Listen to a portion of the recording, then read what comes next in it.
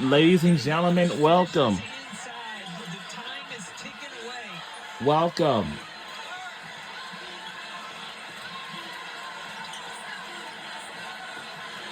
Welcome to the to the to the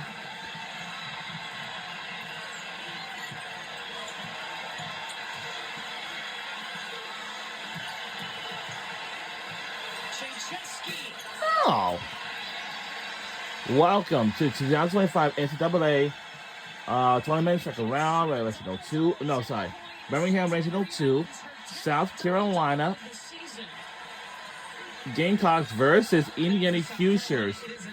Women's college basketball game, and we're live at the Cardinal Life Arena in Columbia, South Carolina. So the team we're rooting for in today's game is South Carolina Gamecocks. An offensive foul against Sanaya Fagan on the pick and roll. Her first. Shot clock running down. And this is probably our last time being here because we will definitely will head on for the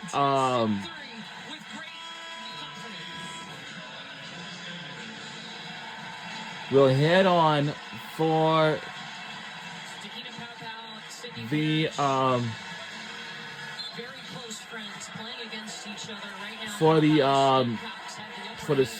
for the Sweet 16. And once we depart here and we are on our way to Birmingham, Alabama. And that's the cheerleaders for the university. I'm sorry, for Indiana University.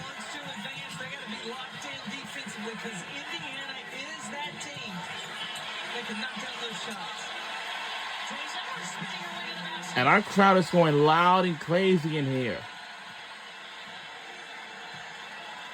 And in the third quarter, South Carolina's defense was able to fuel their offensive run.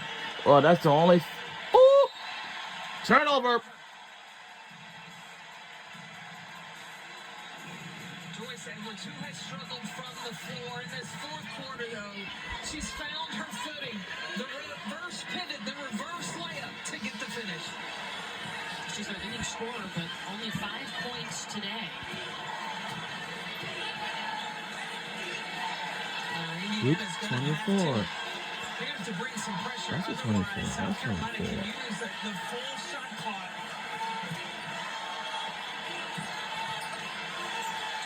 Kicks with a long two. Northeast Philadelphia. Come on, let's go.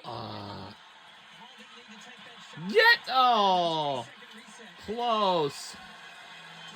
Under 2 minutes to go in the fourth quarter. This is will make it happen. Down 11, just under 2 minutes to play.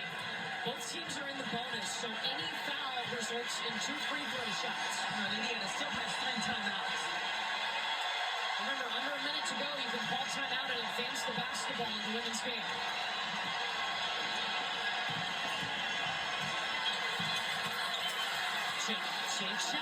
All right, they are back within 9, so let's see if we can keep our lead even further.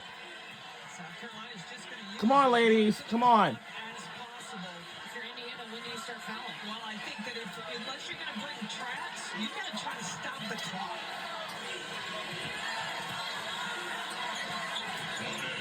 One minute to go. Joyce Edwards short. Now Indiana down 9, and Terry Warren will call timeout. Hold up. Timeout time.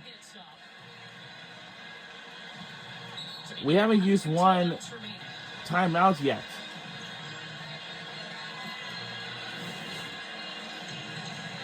Yeah. Here's Allen. With that crossover, crossed up Joyce Edwards. See the crossover. It's a 3-possession game.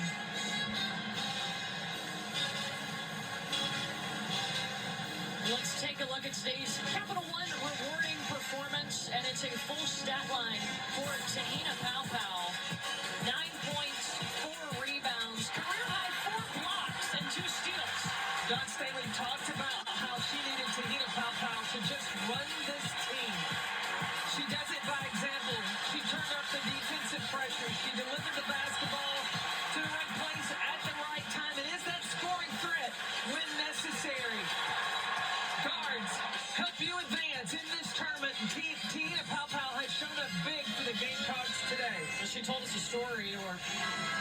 After the SEC tournament, when they won the SEC tournament championship, they were in the locker room, and Mylasia Fulwiley, who was a quiet player, stood up and said, I want to recognize Tahita for using her voice. She has helped us with her voice. That's the kind of role she plays on this team. And that meant a lot to Tahita because Fulwiley, like you said, doesn't say a whole lot. It's kind of like E.F. Hutton, if you know who that is. Insurance company. And when they talk, or financial advising company, when they speak, you listen. Well, Mylasia Fulwiley complimenting Tahita Pow, to know that an underclassman sophomore hears you. And that's the band over here. That's got to mean a lot. Now, Indiana here, 26 seconds on the shot clock. They're down 9. They've got to go for a quick strike. If they can't get a quick 3, first available shot, and then they got to foul. Here's Hone. In and out. She leads the Big Ten in three-pointers made, so obviously they want her taking it. Now they got Here's Hone fouls Raven Johnson. Remember, any foul results in automatic 2 free throws. That'll be the 3rd against Yarden Garzone, and Raven Johnson is a 67% free throw shooter.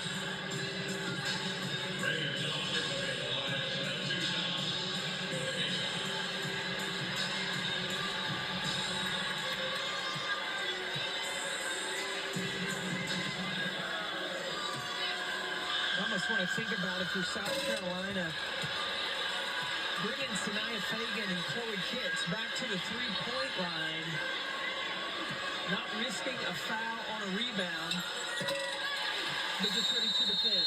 Terry Morgan will use her second Timeout to advance the basketball. 44 seconds showing on the clock. South Carolina up 10.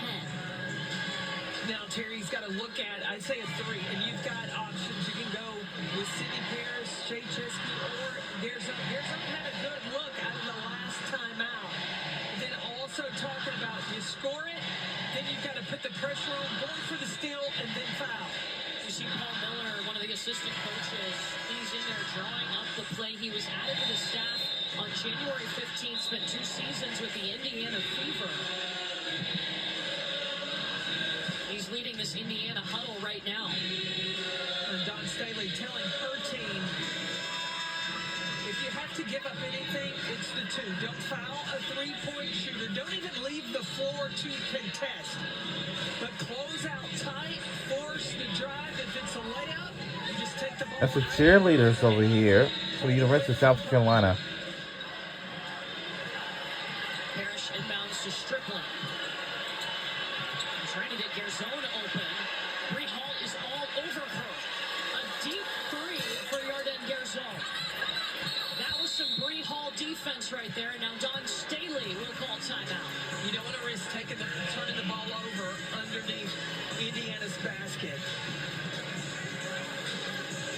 So a 10-point lead for South Carolina right now. 32.5 left in this game. In a game where South Carolina, who is the defending national champion, they're trying to make their 11th straight Sweet 16, but they were really pushed in that first half, trailed by a point at halftime, but things have changed here in the second half. Well, it was all the defense of Indiana really forcing South Carolina to settle for jumpers. South Carolina stayed in the game by getting on the offensive glass, but then Indiana came them off the glass. But the third quarter, Dawn Staley went into the locker room and she challenged her team to turn things up defensively, to focus on the defense, and then the offense will come. And that definitely helped them in the second half. In the second half, they're shooting 54% from the field. Here's one fact. South Carolina 32.5 seconds away from the Sweet 16. Winner of our game faces either Alabama or Maryland. The winner of this game will face either be Alabama or Maryland tomorrow. Cheyenne Sellers of Maryland going against Sarah Ashley Barker of Alabama. Oh. And a foul before the ball was inbounded by Alexis Bargesser. So 2 free throws coming for Tessa Johnson. So no time ticked off the clock. I like in the WNBA, if you do that, you get possession of the ball. So it's kind of to de-incentivize that foul before the ball comes in.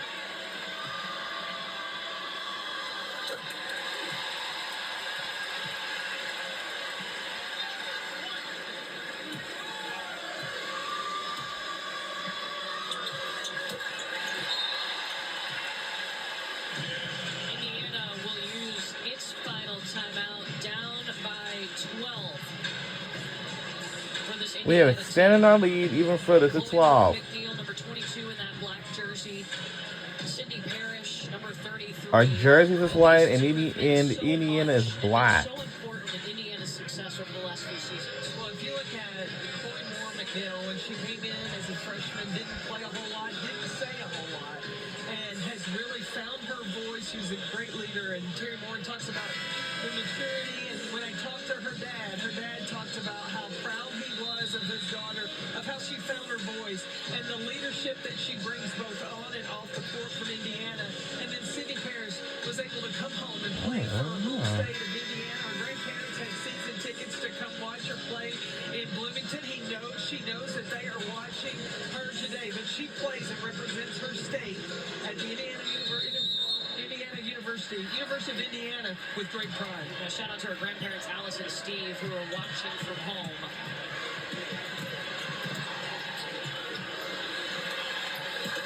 Whoa!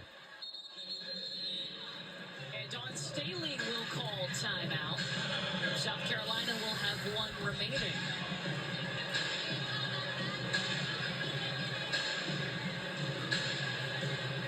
And Shea Chesky just pops out off the drive from Chloe Moore McNeil and knocks it down over Chloe Kitts. Bank shot still counts as 3. We're down to one more timeout left after this one. 9 points. If Indiana keeps on getting closer and closer, then that means we will have our final timeout. Is Lisa Leslie and her family watching on?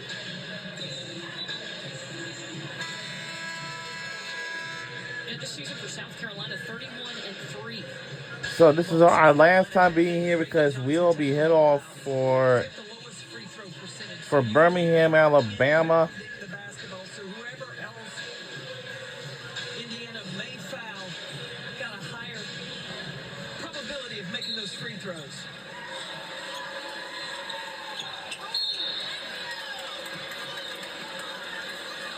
And a foul before the ball inbounded. Marcus again. First an extra 2 free throws on the way. Tessa Johnson, 5 of 6 from the free throw line today.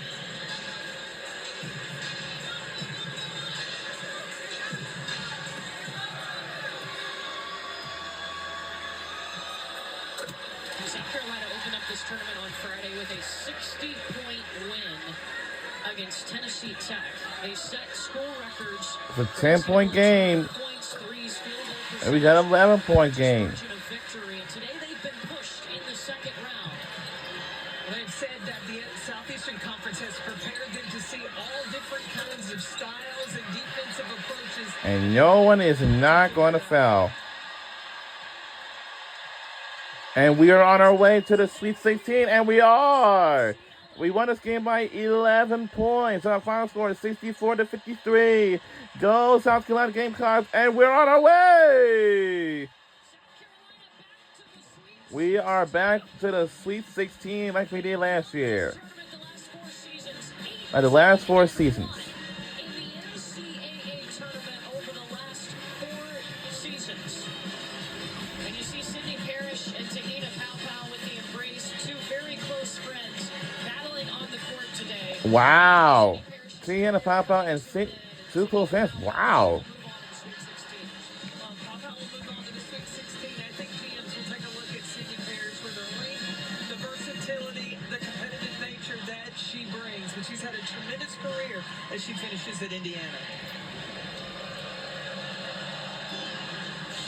Aww. Yep. Aww. Those 2 very close friends. Yep, those 2 are very close friends. We got to see that again. How sweet are both of them? Still on as South Carolina is trying to repeat as national champions. They would be the first since UConn won 4 in a row in 2016. Gamecocks moving on to the Sweet 16. They get. And this is our last and final time being here because we're at the depart for Birmingham, Alabama. South Carolina beats Indiana 64-53. Back to the studio with Elle. And we'll be back in the studio. Welcome to the Greek in the studio. Wow. That's right, I am Mel Duncan alongside our former Lady Vol and Andrea Carter and our Stanford Hall of Famer and Shanae Agumake, 11 straight Sweet 16 appearance for those Wow. Gamecocks. But I tell you what, they're about tired of seeing Indiana. Yeah, they